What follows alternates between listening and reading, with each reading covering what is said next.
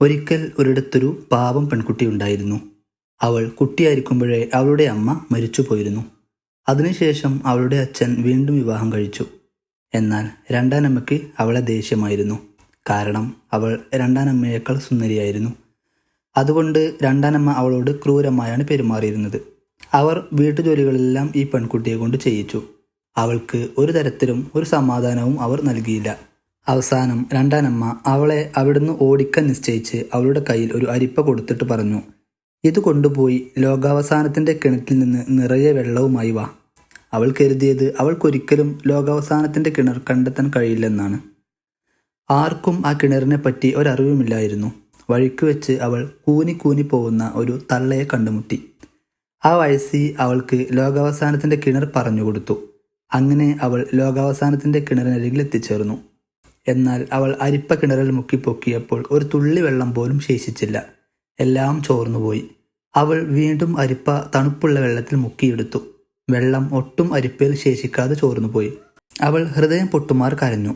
പെട്ടെന്ന് Chrome Chrome എന്നൊരു ശബ്ദം അവൾ കേട്ടു. അവൾ കണ്ണു തുറന്നു നോക്കിയപ്പോൾ ഒരു തവള, പുറത്തേക്ക് തള്ളി നിൽക്കുന്ന ഉണ്ട കണ്ണുകളുള്ള ഒരു തവള. പ്രിയപ്പെട്ടവളെ, എന്താണ് കാര്യം? എന്തിനാണ് നീ കരയുന്നത്? പ്രിയമുള്ളവനെ, എൻ്റെ രണ്ടാനമ്മ എന്നെ ഇത്രയും ദൂരം പറഞ്ഞയച്ചത് ലോകാവസാനത്തിൻ്റെ കിണറ്റിൽ നിന്ന് ഈ അരിപ്പ നിറയെ വെള്ളം കൊണ്ടു ചെല്ലുവാനാണ്. എന്നാൽ എനിക്ക് ഈ അരിപ്പ നിറക്കാനാവുന്നില്ല.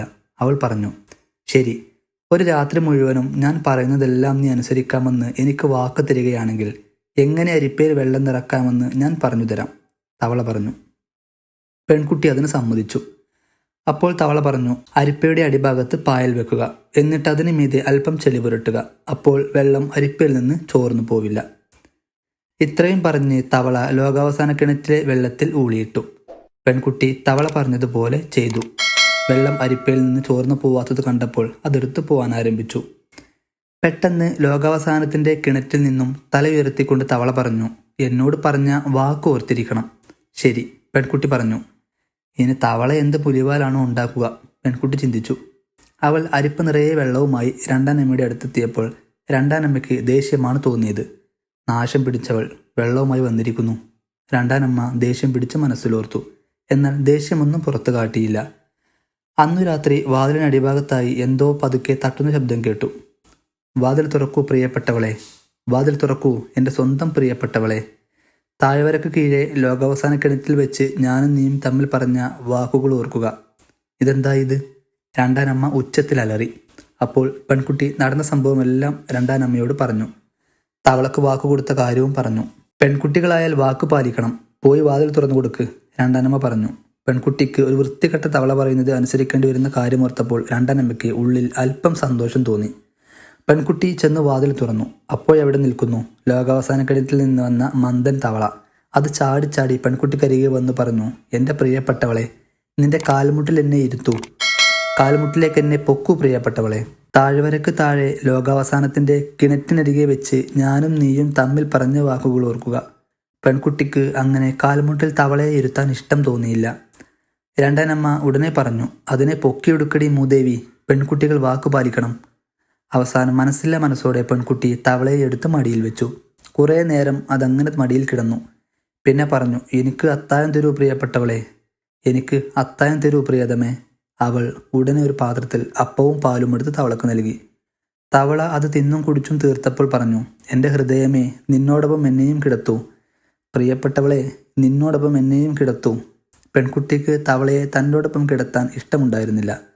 അപ്പോൾ രണ്ടാനമ്മ ദേഷ്യപ്പെട്ടുകൊണ്ട് പറഞ്ഞു, വാക്ക് പറഞ്ഞത് ചെയ്യടി പെണ്ണെ, പെൺകുട്ടികളായാൽ വാക്ക് പാലിക്കണം.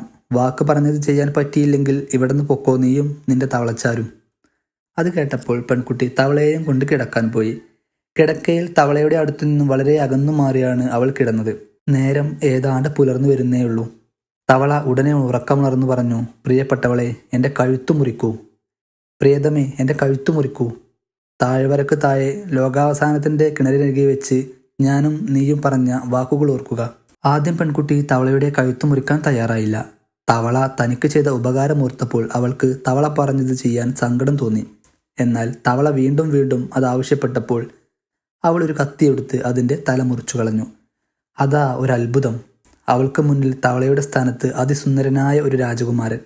അവൾക്ക് തൻ്റെ കണ്ണുകളെ വിശ്വസിക്കാനായില്ല. ഒരു മന്ത്രവാദി തന്നെ ശപിച്ചൊരു തവളയാക്കിയതാണെന്ന് രാജകുമാരൻ പറഞ്ഞു.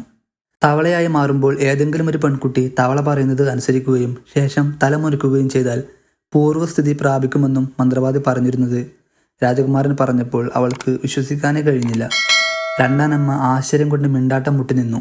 അവൾക്ക് സന്തോഷം തോന്നിയില്ലേലും പുറത്തു കാട്ടിയില്ല. തൻ്റെ ജീവിതം തിരിച്ചു തന്ന പെൺകുട്ടിയെ താൻ വിവാഹം ചെയ്യാൻ ആഗ്രഹിക്കുന്നുവെന്ന് രാജകുമാരൻ പറഞ്ഞപ്പോൾ രണ്ടാനമ്മ ദുഃഖിച്ചു. രാജകുമാരൻ അവളെ തൻ്റെ പിതാവിൻ്റെ കൊട്ടാരത്തിലേക്ക് കൂട്ടിക്കൊണ്ടുപോയി സസുഖം വാണപ്പോൾ താൻ മൂലമാണ് പെൺകുട്ടിക്ക് ഈ ഐശ്വര്യം വന്നതെന്ന് ഉള്ളിൽ പറഞ്ഞ് രണ്ടാനമ്മ ആശ്വസിച്ചു.